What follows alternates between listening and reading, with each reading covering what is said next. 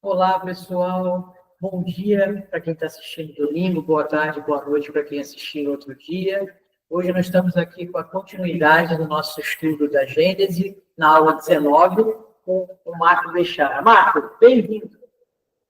Atma Namastê, deixa eu colocar minha apresentação.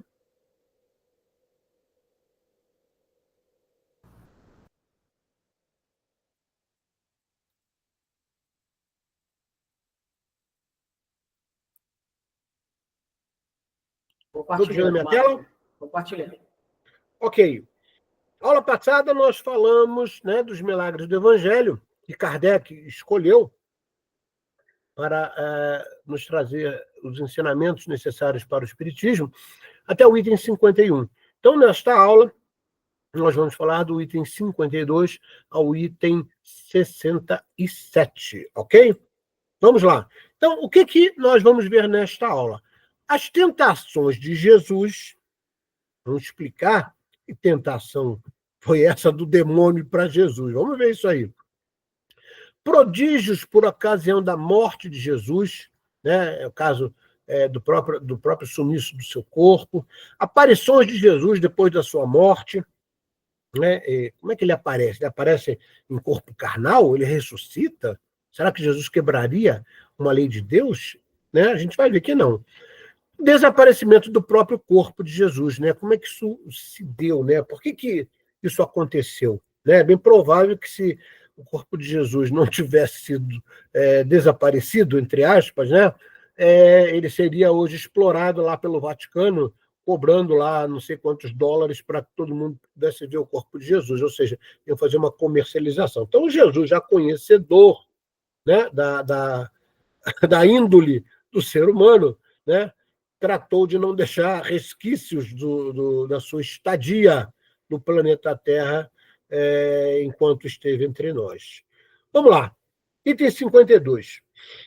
Vamos ler uma afirmação de um espírito que não se identifica, tá? É uma nota no livro da Gênesis, que traz dizendo que isso foi dito por um espírito que não se identificou. É o item 52. Jesus, transportado pelo diabo ao pináculo do templo, depois ao cume de uma montanha, e por ele tentado, constitui uma daquelas parábolas que lhe eram familiares e que a credulidade pública transformou em fatos materiais. Então, o próprio espírito que não se identifica diz que isso é uma parábola, Porque fica difícil você acreditar que um espírito puro, como era Jesus já naquela época, pudesse ser tentado por um obsessor, o chefe dos obsessores, que você queira chamar de Satanás. Satanás, se você pegar a tradução, é aquele que é adversário, aquele que contraria as leis, principalmente as leis de Deus. Então, vamos ver aqui sobre essa tentação de Jesus. Sobre a tentação de Jesus no alto da montanha e no pináculo, ou seja, no topo do templo, trata-se de uma parábola, como bem disse lá o espírito que não se identificou. Mais uma linguagem figurada para nos ensinar que a humanidade está sujeita a falhar se der ouvidos às vozes interiores que contrariam as leis naturais. Repara, vocês já devem ter visto um desenho, na internet está cheio, que o ser humano ele tem um anjinho de um lado direito e do lado esquerdo, lembrando que o lado direito sempre é o lado, vamos dizer assim, da sacralidade, do sagrado, e o lado esquerdo é da materialidade. E do lado esquerdo está lá um diabinho, E aí você ouve os dois falam com você. Depende de quem você quer ouvir devido ao teu ego. Pense sobre isso. Quem é que você quer ouvir? Seu lado direito, que é a espiritualidade, ou o seu lado esquerdo, que é a materialidade? O lado direito é amparado pelas leis do nosso querido Mestre Jesus, que, na realidade, replica as leis de Deus. E o do lado esquerdo é as leis, ou o conceito da busca do saciar dos desejos mundanos, ou seja, da materialidade. Então, fica para nós essa reflexão para quem nós queremos dar ouvidos às vozes interiores. Então, é bem provável que essa passagem seja exatamente um exemplo, Puxa, mas Jesus, sendo um espírito altamente superior, né?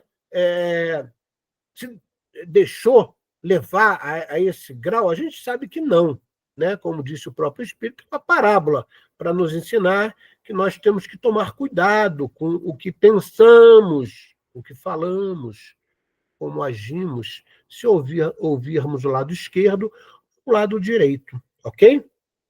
Eu coloco aqui, chega a ser engraçado imaginar que um representante do mal, nesse caso Satanás, que é o adversário, pudesse submeter Jesus ao seu poder de influência, perturbando e dizendo-lhe: adora-me e eu te darei o reino da terra. O espírito do mal nada podia sobre a essência do bem. Item 53. Né? Só o fato de Jesus chegar perto de um espírito obsessor, por mais destreza que ele tivesse, né, que ele fosse lá um chefe do umbral, né, ele não conseguiria nem ficar perto de Jesus. Imagina tentar Jesus, chega a ser quase que uma piada. Nessa passagem, evidencia um grande ensinamento, que o mal existe. Então, vale a pena a gente refletir sobre essa passagem. Muita gente diz, o mal não existe, o que existe é a ausência do bem. É muito bonitinho quando alguém fala isso, né? Mas o mal existe sim, e ele tem origem.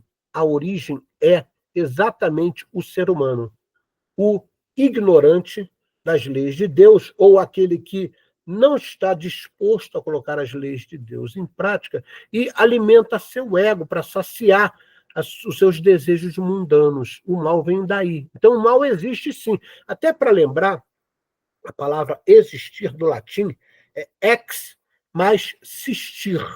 Tá? Ex é aquilo, né, que é externado, e sistir é a essência. Ou seja, quando você externa, quando coloca para fora essa existência que você tem, né, na sua formação dos corpos superiores, um deles é exatamente o conceito do ego periférico, né, que está ali, né, meio que amalgamado com o mental inferior. Então, o mal existe. Tá? Então, vamos acabar com essa coisa de dizer o mal não existe, o que existe é a ausência do bem. Isso é muito bonitinho para falar, mas o mal existe sim, e ele tem origem, que é o ego humano. Ok? Então, esse ensinamento nos traz o seguinte, que estamos sujeitos a tentações e que nós temos todas as forças necessárias para expulsar qualquer, entre aspas, demônio. Isso é latente na ordem. Retira-te, Satanás. Ou seja, vai de retro, Satanás. Tá? Então, quando isso é passado, né, no Evangelho, e Kardec faz essa conotação também, a gente tem forças necessárias, não importa a qualidade ou a quantidade de acessos obsessivos que a gente possa ter. Nós temos capacidade e, para isso, nós temos que ter fé. Né? E a fé, lembrando lá, né, no latim, fides, no grego, psotes. No latim, fides também é substantivo, não precisa de verbo. Mas se eu recuar no grego, psotes é verbo, precisa de ação. Que ação é essa? É criar a ideoplastia através da fé de que aquilo que eu estou pedindo, que eu estou ordenando, já está acontecendo. Nós temos que ter essa convicção. Então, vai de retro Satanás, ou seja, pensamento que você está tendo ali, coloca lá para trás, amigo. Que venha à frente um pensamento coeso com as leis divinas. Tá? Prodígios por ocasião da morte de Jesus.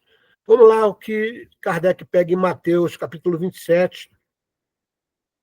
Ora, desde a 6ª hora do dia até a 9ª, toda a terra se cobriu de trevas.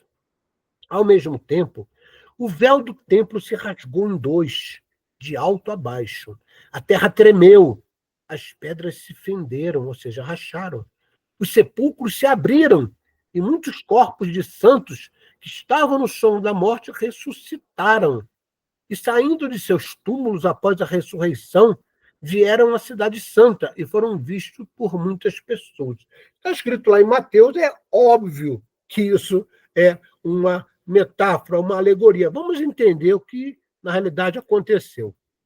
Primeiro, nenhum estudioso teólogo, e eu posso te falar isso porque, né, sou formado em teologia, em momento nenhum, tá, um historiador, um arqueólogo, um teólogo, menciona, tá, que houve tremor de terra ou obscuridão por 3 horas. Tá? Não houve eclipse lunar na morte de Jesus. Tá? Ele foi crucificado no Gólgota e era praticamente verão. Tá? Já estava chegando o verão. Então, não tinha nessa época, né, é só você estudar astronomia, você vai ver que não tinha nenhum eclipse nessa época. Então, tudo isso aqui que está colocado, que a Terra tremeu, que escureceu, na realidade, é uma espécie de metáfora. Tá?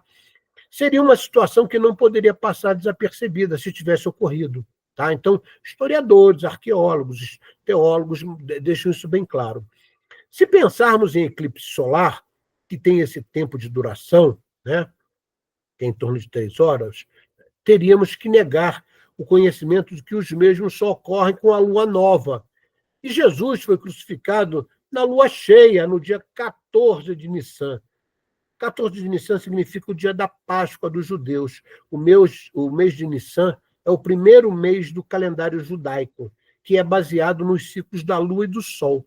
O mês de Nissan tem 30 dias e começa com a primeira lua nova da época em que a cevada está madura em Israel. Tá? Então, isso está ligado à colheita. Então, os arqueólogos, os historiadores já chegaram a essa conclusão. Então, tudo isso que está colocado aqui, na realidade, é uma grande alegoria, ok? Não ocorreu nada disso. Porém, vale a pena a gente desdobrar para saber o que, né, Mateus poderia estar querendo falar.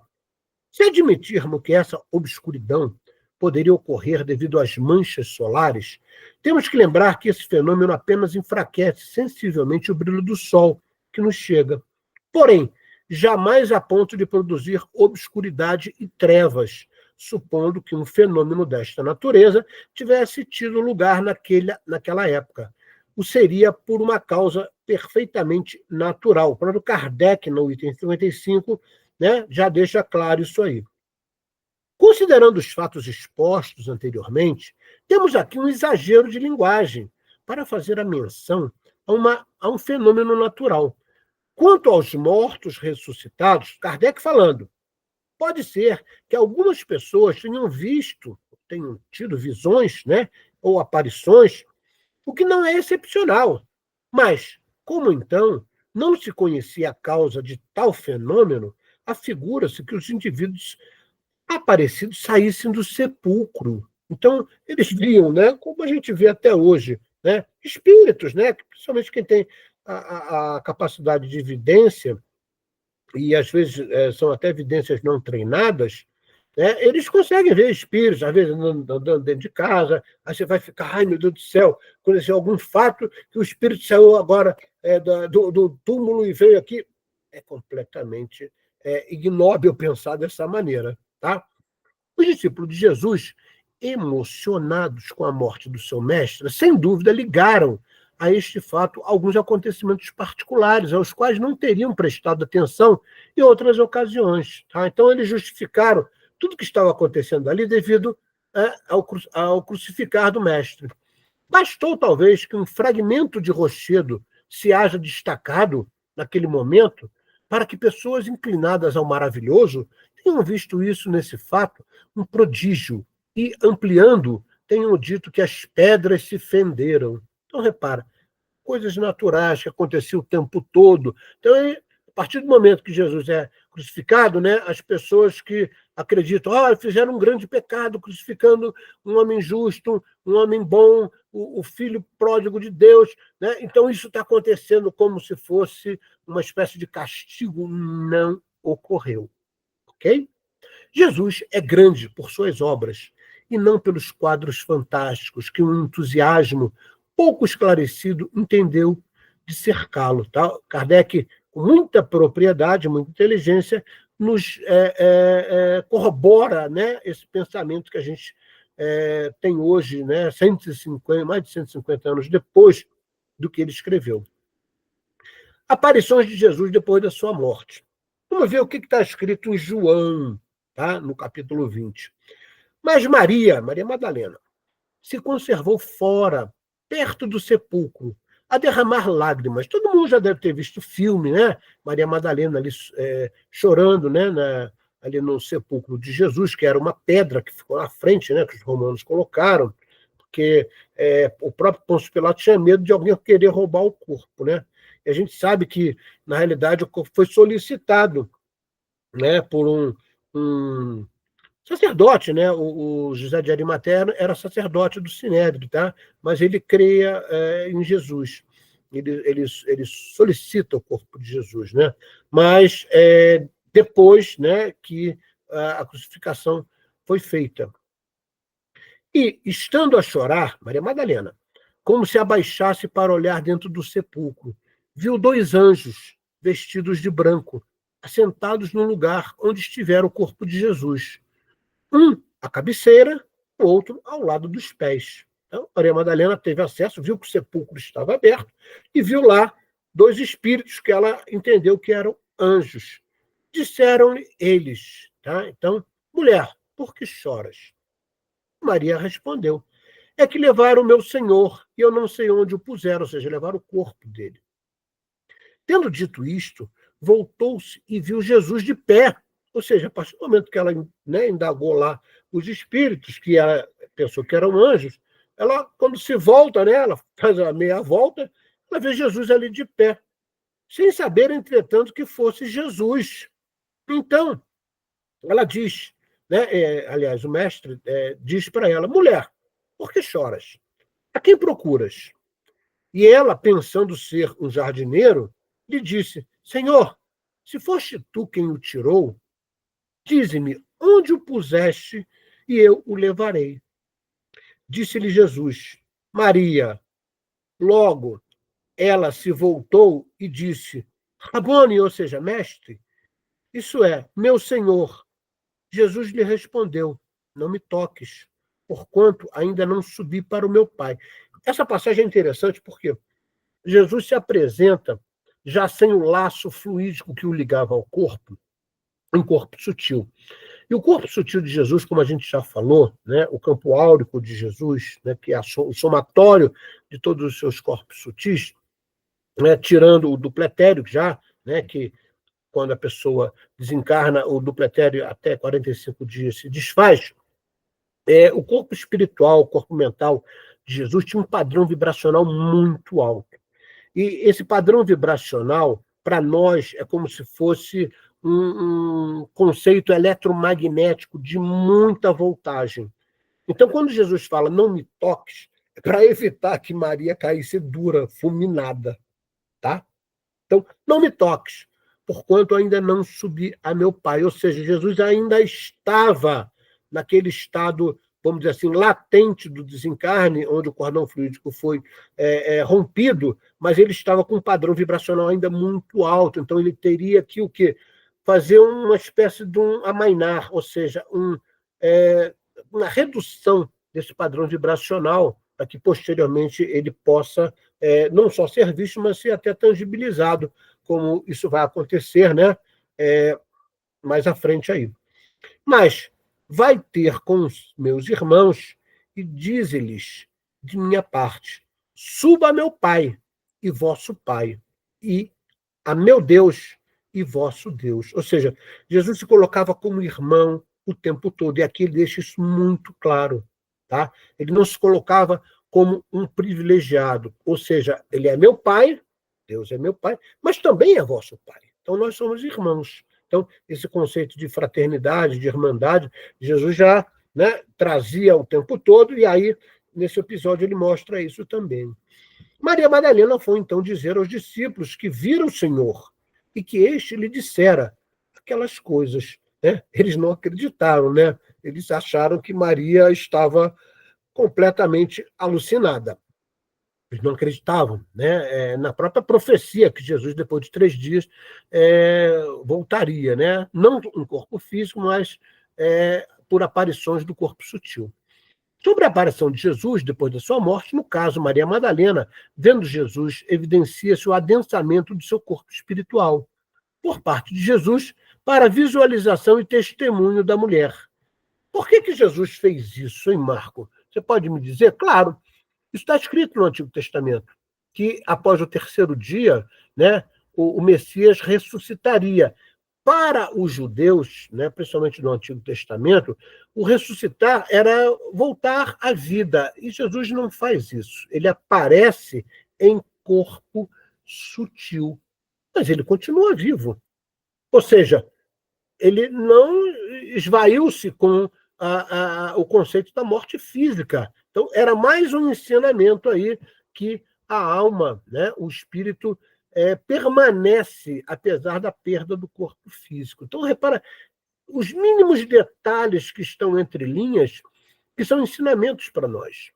Jesus adverte-a para não tocá-lo, pois o mesmo ainda não havia se tangibilizado para possíveis contatos físicos, como eu falei para vocês, já que seu padrão vibratório era muito alto, o que produziria uma descarga elétrica inimaginável no corpo de Maria Madalena.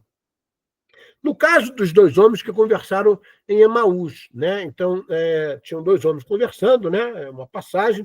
Vamos ver aqui a explicação, porque eles também acabam vendo Jesus. Então, no caso dos dois homens que conversavam em Emaús, que é um local, onde Jesus lhes turva a vista a fim de não ser reconhecido.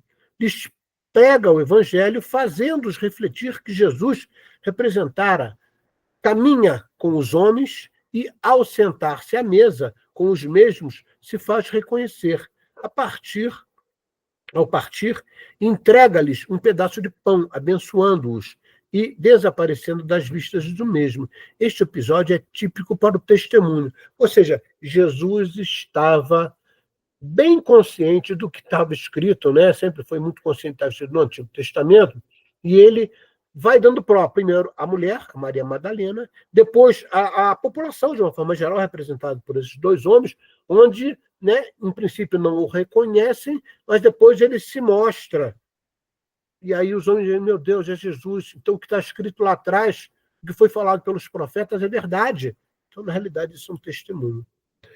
Nas 3 aparições que Jesus faz a seus apóstolos, né, posteriores, depois desses 2 episódios aqui, na primeira aparição, Jesus materializa o seu perispírito por adensamento e tangibilidade, tornando-se visível, palpável e com todas as estruturas de contenção da matéria. Esse tipo de materialização, realizada por espíritos perfeitos, não é comum, pois oportuniza o toque de outros, a penetrabilidade sensitiva e até mesmo a degustação de alimentos. Então, repara na capacidade que Jesus tinha de manipular a matéria, não só a matéria física, mas a matéria sutil, né, que nós chamamos de prana, que nós chamamos, né, originadas do fluido cósmico. Jesus o faz dessa forma para o testemunho dos 11 apóstolos. Tomé não estava presente nesse momento. E comprovação das profecias, tal como estavam escritas. Como eu falei para vocês. Escrita na onde, Marcos? Está no Antigo Testamento, porque Jesus ele dá todas as condições para os hebreus, para os judeus, acreditarem que ele era o Messias. Né? Ele vem oriundo da linhagem de Davi, que é o seu pai José. Né? Ele busca a jumentinha, né? Como foi colocado, né?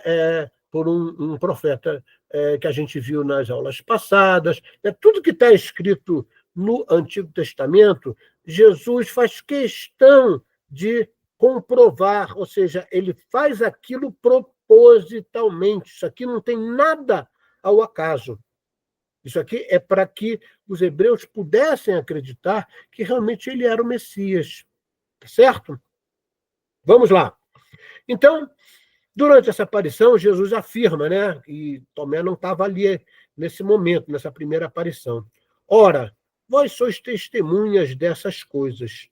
Vou enviar-vos o dom de meu Pai, o qual vos foi prometido. Mas, por enquanto, permanecei na cidade, até que eu vos haja revestido de força do alto.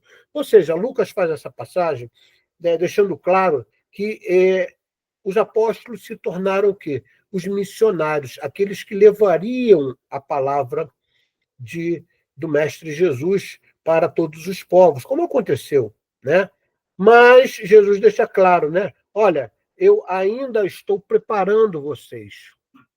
Há, inclusive, relatos nos ensinamentos esotéricos que não constam no Novo Testamento, que antes de fazer a sua ascensão, né, Jesus fica com os homens, né, com os apóstolos, ensinando-lhes coisas que a grande maioria das pessoas ignora completamente, que Helena Blavatsky teve a capacidade, né, através de suas mediunidades, de nos trazer muitas informações sobre isso, desse tempo em que Jesus desencarna, né, e o tempo que ele ascende ao Pai, ou seja, que ele nos deixa. Então, nesse intervalo de tempo, houveram muitos ensinamentos que livros de Helena Blavatsky nos trazem com muita propriedade. Ok? A segunda aparição. Me perdoem, estava aqui com um som que eu não tirei, mas já tirei. Oh, meu irmão, amor, pelo amor de Deus. Segunda aparição. Aos 12 apóstolos, agora incluindo Tomé, que é o Tomé Dídimo, né? Não se encontrava porque ele não se encontrava na primeira, então na segunda Tomé estava lá.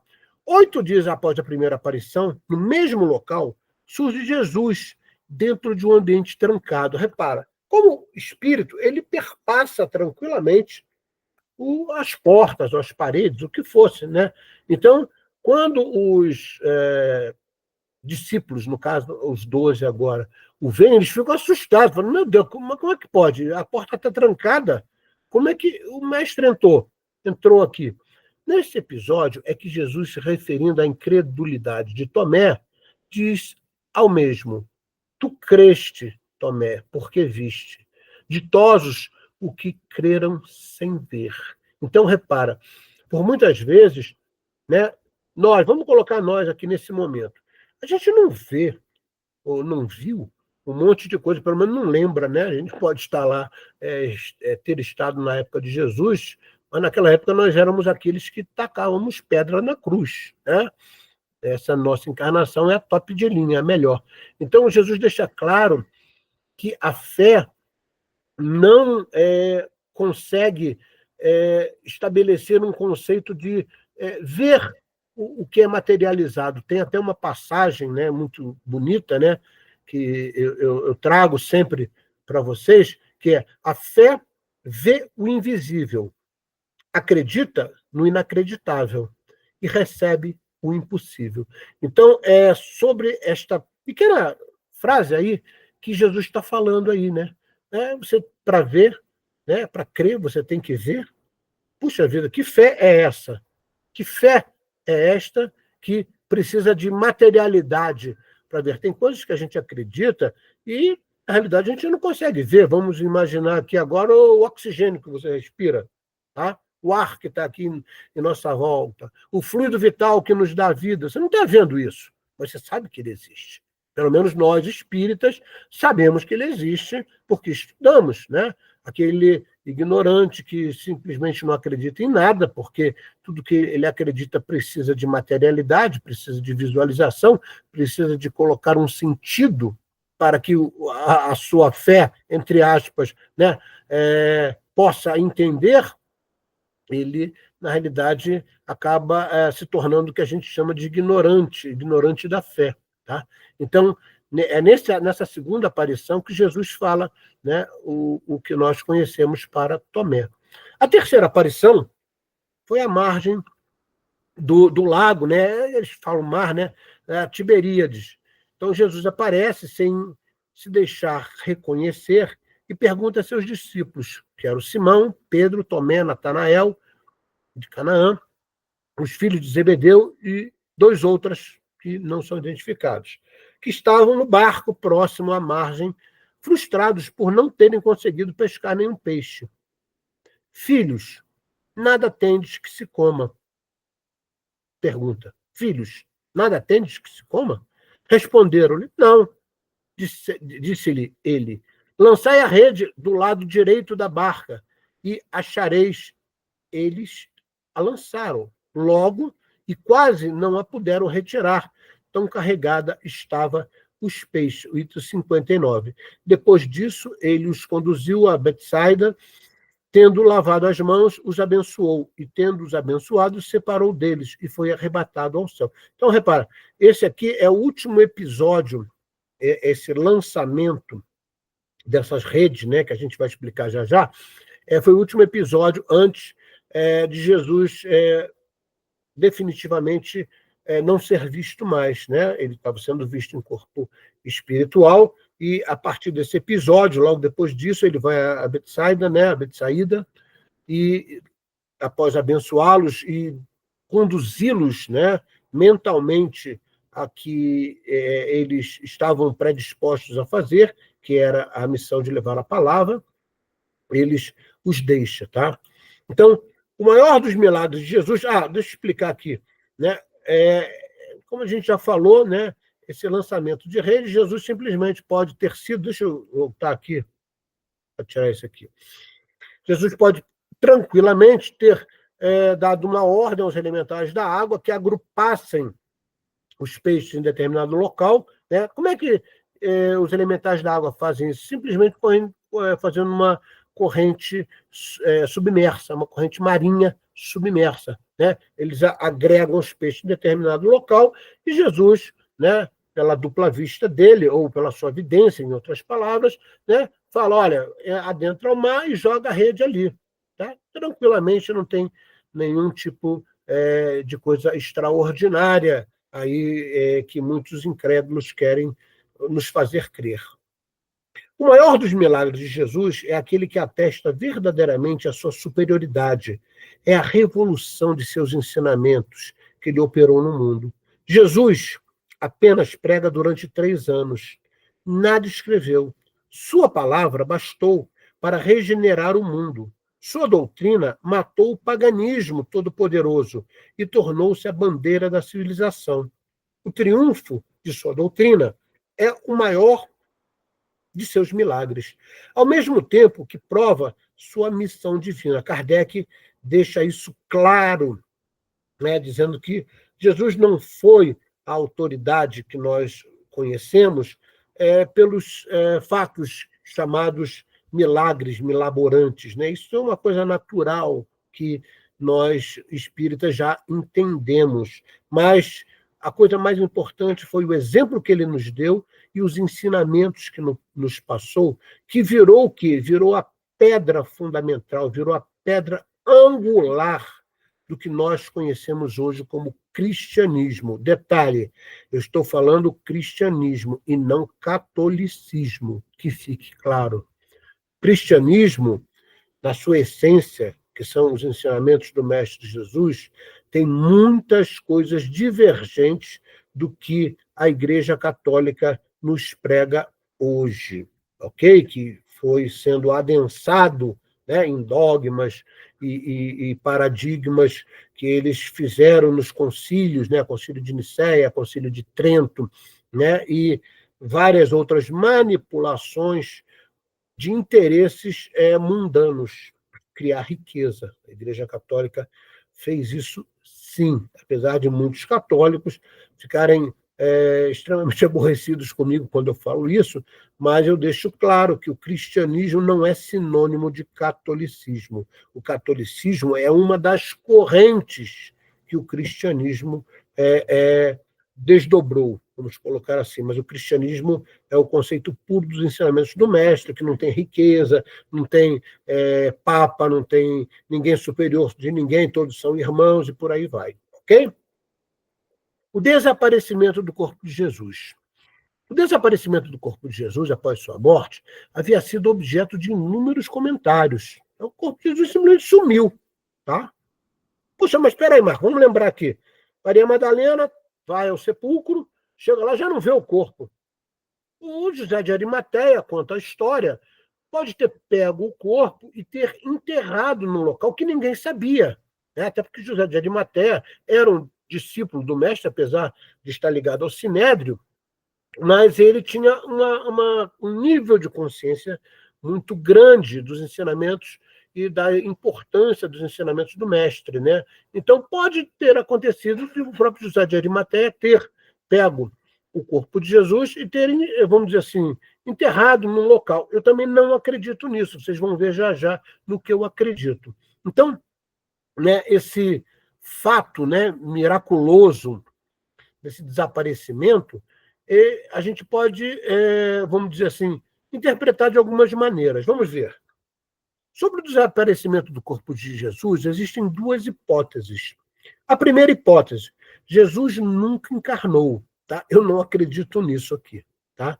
Durante toda a sua vida no planeta Terra, ele adensou seu fluido perispiritual a ponto de ser percebido pelos sentidos humanos. Dessa forma, fica fácil entender por que seu corpo desapareceu. Tá? Eu não acredito nisso, até porque o Logos se fez verbo, e o verbo se fez carne.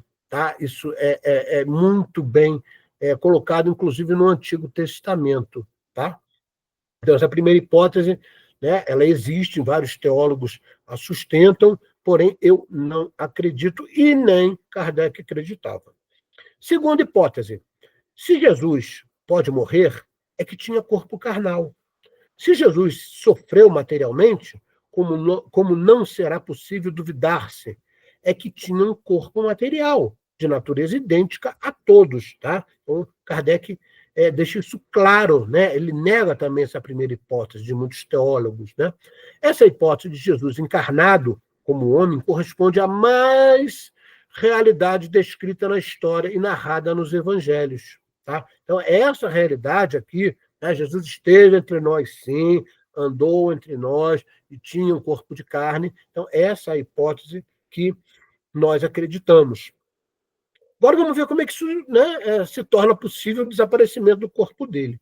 Jesus teve, pois, como todos, um corpo carnal e um corpo fluídico, o que é confirmado pelos fenômenos materiais e pelos fenômenos psíquicos que assinalaram a sua vida. Né? Tudo que a gente explicou dos fenômenos está ligado exatamente ao que é a capacidade de manipulação fluídica, da interação do seu corpo fluídico com não só a matéria, mas também com o fluido vital, ou com o prana que toma conta, né, e circunda todo o nosso orbe terrestre.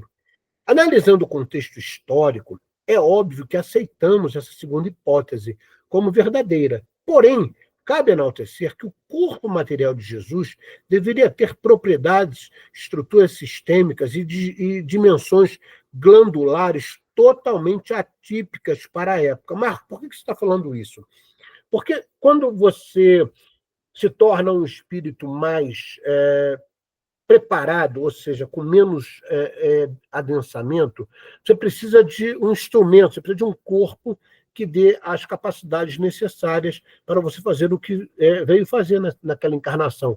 Então, os corpos, a gente vê isso desde, né, de Darwin, ele vem se aperfeiçoando com o tempo. Então, quanto maior o tempo, ou seja, quanto maior o tempo passado, tá, mais, vamos dizer assim, aperfeiçoamento os corpos dos encarnados vêm se aprimorando. E isso diz respeito não só aos seus sistemas, mas principalmente sobre as suas glândulas endócrinas.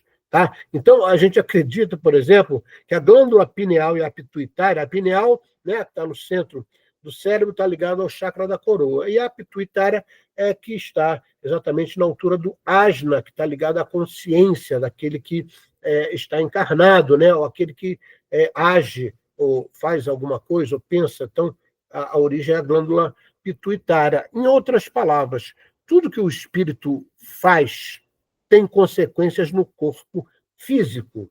Da mesma forma, tudo que a matéria, ou seja, o corpo físico faz, tem consequência nos corpos sutis. Então, a gente acredita que, né, isso é uma hipótese que a gente estabelece, que se o corpo de Jesus fosse encontrado, tá? Alguém encontrasse um dia, e fizesse ali uma exumação, né, uma autópsia, eles vão ficar completamente estarrecidos, porque as glândulas pituitária e pineal, principalmente, tá, de Jesus, seriam muito maiores do que de qualquer ser humano até hoje. Tá? Isso ia causar um espanto, mas nós sabemos que, para evitar essa especulação toda, o próprio Mestre Jesus fez questão de dar cabo, entre aspas, ou seja, desintegrar os átomos e as moléculas. Né? Como é que ele faz isso? Perda de elétron. Quando você perde um elétron, o que acontece? A célula morre, e você pode sim desintegrar e fazer com que aquela matéria que formou o corpo volte à natureza, como acontece, por exemplo, com o duplo etéreo. Em até 45 dias ele se desfaz, né? Ele não acompanha o corpo espiritual, ele fica no planeta Terra e ele é naturalmente decomposto pela própria natureza. Então, lembremos-nos que o médio de Deus, né, como alguns teólogos, né, e o próprio Santo Agostinho chamava o Mestre Jesus, como todo médium, ele é médio de Deus, não tinha alguém que estivesse ali no meio, né, direto com o Pai. Deve ter propensão orgânica para efetivar a mediunidade. Tá? Como todo médium, né, ele não tinha nada de extraordinário no conceito corporal que não fosse, talvez, essas dimensões e as próprias capacidades, né, de regeneração e por aí vai. Tá? Porém, num conceito humano. O desaparecimento de seu corpo era uma necessidade, como eu falei, para evitar o quê? Especulação, a fim de não chocar aqueles que a ele tivessem acesso. O conceito de ruptura da coesão molecular, desorganizando as estruturas corporais de um ser humano no corpo de Jesus, não poderia ser igual a de um corpo humano da época, dado a necessidade de perfeição de sua estrutura, sistemas e glândulas. Né? Você já deve ter ouvido falar que existem determinados homens santos, né, pela Igreja Católica, que a decomposição do corpo deles praticamente não acontece. Tá? E não acontece por quê? Porque eles não têm mazela, não têm densidade, eram missionários. Tá? Imagina Jesus, ele é até intacto até hoje. Né? Ia ser motivo de filas, talvez no Vaticano, e as pessoas cobrando ingresso para ver o corpo de Jesus. Tá? Então, Jesus, já conhecedor da índole humana, o que ele faz? Ele desaparece com o corpo dele. E qual é a hipótese que a gente tem sobre isso? Por ter acontecido em caráter sigiloso, a pedido de Jesus, antes de iniciar os fatos que o levaram à crucificação, que um dos mais, né, de seus apóstolos tenha retirado de seu corpo do sepulcro, sem ninguém ver, a fim de escondê-lo. É bem provável que tenha sido José de Arimateia. Tal procedimento seria uma forma de evitar especulações, adorações e confusões que poderiam surgir com a presença corpórea de sua estrutura física até hoje. Ainda poderíamos entender uma hipótese de que Jesus, após o episódio de levarem seu corpo material ao sepulcro, propositalmente tenha operado fluidicamente uma aceleração na decomposição da coesão molecular de seu corpo físico, onde a energia proteica retorna à Terra e a energia orgânica, a energia sutil, volta à natureza, como acontece com o duplo etéreo, como eu falei a vocês. Isso é apenas mais uma possibilidade devido à natureza divina de Jesus, ok? Então, essa é a hipótese. O próprio Jesus pode, sim, ter feito uma decomposição dessa coesão molecular do seu corpo físico a fim de desintegrá-lo, reintegrando a natureza, né? A parte proteica retornando ao solo, né? À terra, e a orgânica sendo reincorporada à própria natureza. Quem sabe um dia conseguiríamos entender o corpo material de Jesus. E essa incerteza de onde foi parar a sua vestimenta carnal, né? Quem sabe, mais para frente, com os estudos, né, da própria ciência esotérica, a gente possa entender melhor, mas atualmente nós temos que criar essas hipóteses, que são bastante, vamos dizer assim, não só justificáveis, mas são bastante razoáveis, vamos colocar assim. Eu só tenho a agradecer a cada um de vocês que esteve comigo. Lembrar que, para que você assista a aula, eu sempre solicito isso. Leia na apostila, que a apostila é completa, né, até o final do curso, né, o material, para que a sua mente esteja preparada para as coisas que vão vir nos slides. Eu sempre acrescento mais coisas nos slides e, posteriormente, após a aula, eu também concedo, né, entrego lá a Simone coloca no site do Gresger esse material que eu utilizo como os slides. Mas sempre peço que vocês leiam para que vocês tenham uma forma de compreender mais completa, ok? Que a mente já esteja preparada para o que eu vou estar falando. Ok, meus irmãos? Muito obrigado por estarem comigo mais um domingo e que possamos dar continuidade na próxima semana. Atma Namastê, que o Mestre Jesus e a vibração dos espíritos superiores estejam conosco em nossos lares e que possamos, de bom grado e ansiosos por mais conhecimento, possamos estar juntos na próxima semana. Beijo no coração, tudo de bom para vocês. Um abraço.